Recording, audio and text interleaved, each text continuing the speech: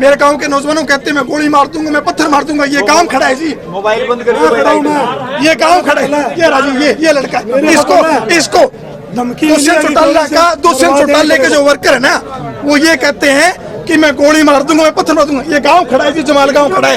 महाराजू जी,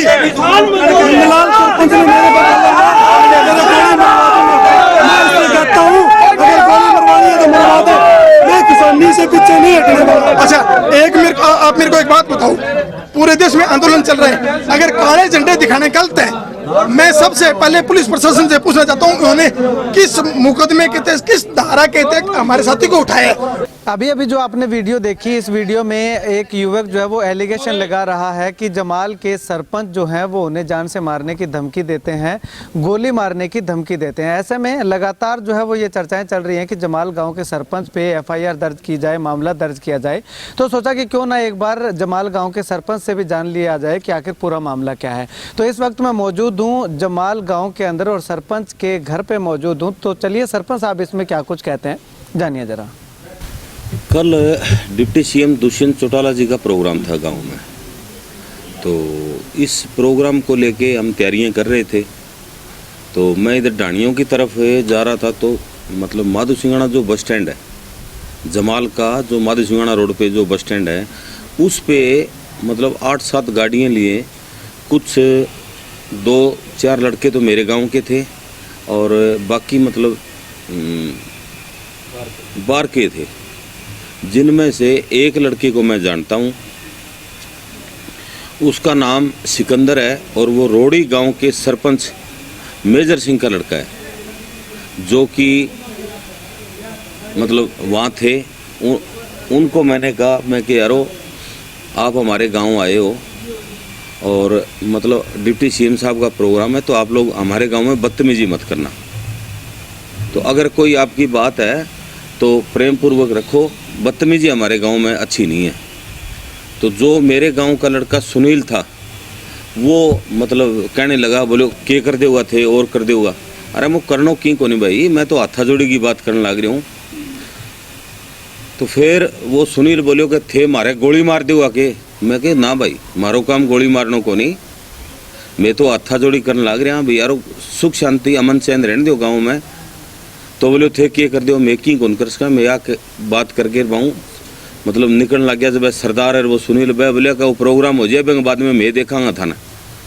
हाँ, तो वो खुद धमकी दे के गए हैं और क्या पता अनाप शनाप क्या क्या मतलब उन्होंने बातें की हैं।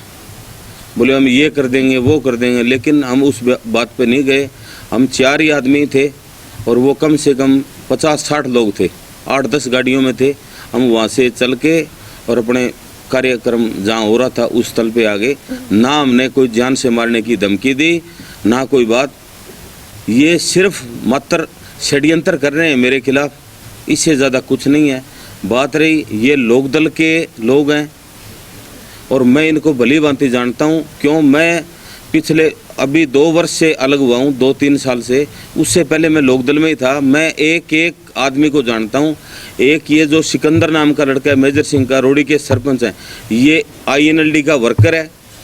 और यहाँ 1-2 लड़के, 2-3 लड़के मेरे गांव के थे, वो INLD के वर्कर हैं। एक तो वो सुनील थोरी है, वो जमाल गांव का भांजा है, मैं सॉरी भारी, वो जमाल गांव का भांजा है। और वो अब इन्होंने यहाँ ज़मीन ले रखी है। उसने मेरे खिलाफ ये रिपोर्ट दी है कि मेरे को गोली मारने की। मैं गांव का जनप्रतिनिधि हूँ, 20,000 आबादी के गांव का जनप्रतिनिधि हूँ। मेरा काम गोली मारना है क्या?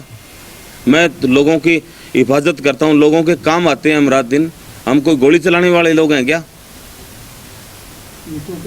तो सरपंच साहब, कहा जा रहा है कि आपने तैश में आकर के, क्योंकि दुष्यंत चौटाला का कार्यक्रम यहाँ पे था, आप जननायक जनता पार्टी से समर्थित हैं, तो आपको लगा कि कहीं ना कहीं दुष्यंत चौटाला के कार्यक्रम में कहीं ना कहीं वो विघ्न डालेंगे। तो ऐसे में कहा जा रहा है कि तैश में आकर के आपने उनको धमकी दे दी। नहीं, तैश में धमकी वो प्रशासन का काम है, मैं उनको धमकी क्यों दूंगा?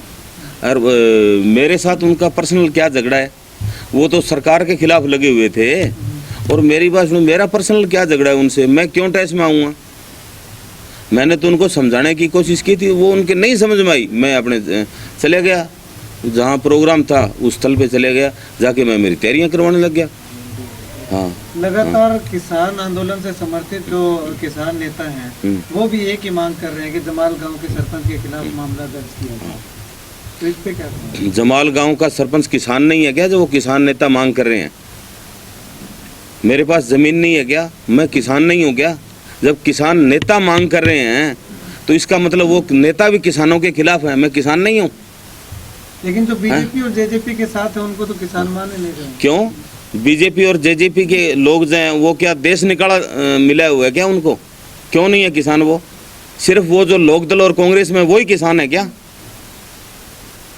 लेकिन अभी तो यहाँ पे चर्चा चल रही है, लगातार भाजपा के द्वारा कहा जा रहा है कि ये किसान नहीं है, ये इनेलो के वर्कर हैं। हाँ। जब इनेलो के वर्कर आप किसान हो सकते हैं तो इनेलो के वर्कर भी तो किसान हो नहीं, किसान हो सकते हैं, लेकिन जो ये लोग प्रदर्शन कर रहे हैं ना, ये बिल्कुल 100% मेरे सामने, मैं आपको फोटो दिखाता हूँ इनेलो के वर्करों की, और जो अभय सिंह चौटाला के स्टेज पे और मेरी बात सुनो आते हैं, मैं उनके वो फोटो में दिखाऊंगा आपको।